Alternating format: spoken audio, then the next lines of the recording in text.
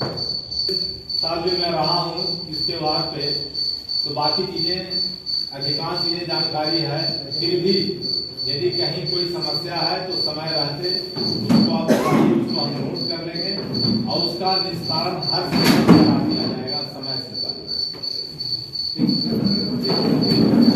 होलिका दहन के बारे में कोई समस्या हो? कोई समस्या तो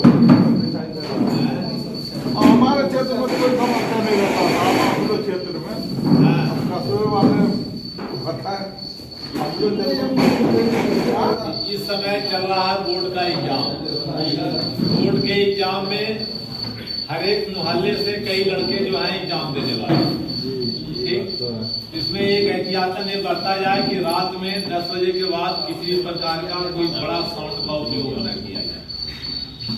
बड़ा साउंड का मतलब कोई डीजे उजे है या उस टाइप का कोई माइक है जिससे कि पढ़ाई लिखाई हो या नींद खराब हो, इस टाइप का नियमानुसार सुप्रीम कोर्ट का जो रूलिंग है उसके अनुसार आप नहीं बजा सकते। लेकिन आदमी त्योहार पर में थोड़ा सा क्यों करता है, चलो भाई थोड़ा सा हो जाए, ठीक। लेकिन इस समय जब तक एग्जाम चल रहा है इस चीज को भाई सब लोग स्ट्रिक्टली फॉलो करें कि रात्रि 10 बजे के बाद इसमें अगर कोई डीजे साउंड या माइक न बजे सुबह 6 बजे तक, ठीक।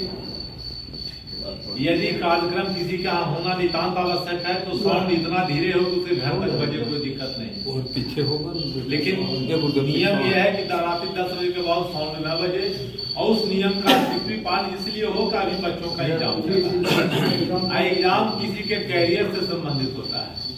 जैसे अमूमन किसी का 7th में कितना मार्क्स आया कोई नहीं पूछता, किसी का 5th में कितना मार्क्स आया कोई नहीं पूछता है। जब पूछता है तो कहता है तुम्हारे बोर्ड में कितने नंबर आए हैं, 12th में कितने नंबर आए हैं, ग्रेजुएशन में कितने नंबर आए हैं। अच्छा, कुछ जो एग्जाम है उसमें एक मैंडेटरी है कि 12th में आपका इतना % नंबर होगा तभी आप इस एग्जाम में एलिजिबल हैं अपीयर होने के लिए। तो वैसी परिस्थिति में बच्चों को कंसंट्रेशन पढ़ाई को होना अति आवश्यक है और उसमें प्रत्येक नंबर का बड़ा महत्व होता है। पता चला कि उसके भीतर टैलेंट है, योग्यता है, लेकिन मैंडेटरी जहां है कि इसमें कम से कम 70% मार्क्स हो या 65% मार्क्स जो जिसका रहेगा वही इसमें अपीयर होगा। तो जब जो अपीयर ही नहीं होगा तो उसका तो चांस खत्म हो जाएगा। तो कम से कम ये इस टाइप के एलिजिबल तो हो उसमें अपीयर होने के लिए। जब अपीयर हो तभी तो पास करने की बात आएगी। तो इसीलिए इस पे शासन का विशेष ध्यान है कि रात्रि 10 बजे के बाद लाउड स्पीकर का इस्तेमाल न करें और बहुत जरूरी हो तो साउंड इतना धीरे हो घर तक रहे।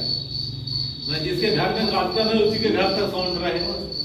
तो उतना साउंड तो कोई बोल देगा तभी रात्रि में हो जाएगा, क्योंकि दिन में आप बोलेंगे तो हो सकता है इस हॉल तक आवाज जाए, रात में इसी फ्री बोलेंगे तो 5 घरों तक आवाज जाएगा।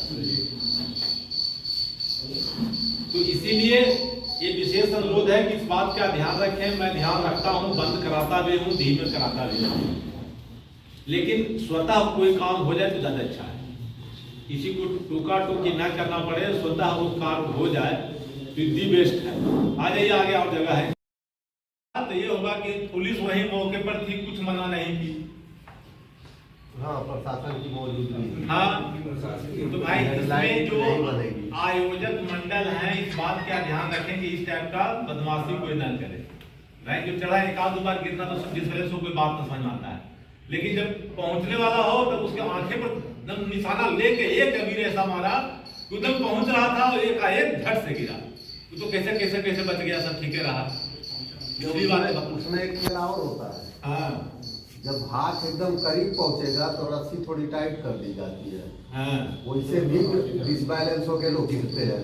जरूरी नहीं है कि अभी सही गिरे, लेकिन इसमें थोड़ा सा आयोजक है उनसे संपर्क करना पड़ेगा। हाँ, उसमें बहुत बड़ा चीज नहीं है, लेकिन भाई वो तो मनोरंजन के लिए लगाया गया, मट्टी फोड़ने के लिए कम से कम लड़कों का पहले सोचिए। लेकिन उसमें पता चले कि मनोरंजन में किसी का पैर हाथ टूट जाए तो रंग में भंग हो जाता ना भाई। किसी का पैर टूट गया, वो अभी उत्सव का एक हिस्सा था जो कि आपके शुरुआत से लेके लास्ट तक पहुंचा। तो आपके उत्सव मतलब वो एक परिवार का अंग था जो वहां से वहां तक पहुंचा। तो परिवार में कोई सदस्य चोटिल हो जाए तो उत्सव खराब हो गया ना।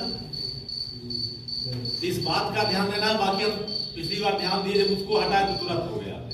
हम चिन्हित किए 3-4 लोगों को भगा दिए वहां से, जो अबीर लिए थे। अभी तक तुम बाहर चलो, पहले अबीर तब मामला तुरंत ठीक हो गया। उसमें एक मतलब छोटी छोटी बात। दूसरी बात, बाकी सब समझदार लोग हैं, जहाँ मस्जिदों हैं, मस्जिद के पास रंग न उड़ाया जाए, अबीर न उड़ाया जाए। पिछली बार तो कवर हुआ था, नगर पालिका से पॉलीथीन लगाया गया था, काले रंग का पॉलीथीन लगा था, 7% लगा था।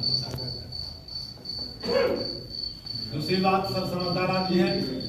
2023 की घटना थी या 22 की, जो मस्जिद से नगर पालिका में रंग 23 की ना, तो ऐसी कोई घटना ना हो।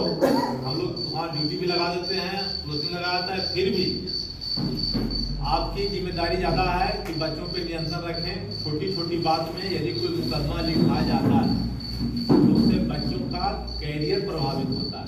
क्षणिक भले लगता हो कि जेल नहीं गया हो, लेकिन यदि उसका पासपोर्ट बनना हो, कैरेक्टर वेरिफिकेशन होना हो, या चरित्र प्रमाण पत्र बनना हो, सब में एक बाधक के रूप में वो मुकदमा खड़ा नजर आएगा। या आपको कोई लाइसेंस लेना हो, या आपको किसी कंपनी में चरित्र प्रमाण पत्र देना हो, तब उस, या कहीं आपकी नौकरी लग गई हो, तब वो मुकदमा बहुत भारी नजर आएगा। पता चलेगा कि एक मुकदमे से ज्वाइन नहीं हो रहा, ज्वाइन भी हो रहा है, शर्त हो रहा है कि इस मुकदमे में दिया, दोष सिद्ध होते हैं तो आपको नौकरी से डिसमिस कर दिया जाएगा।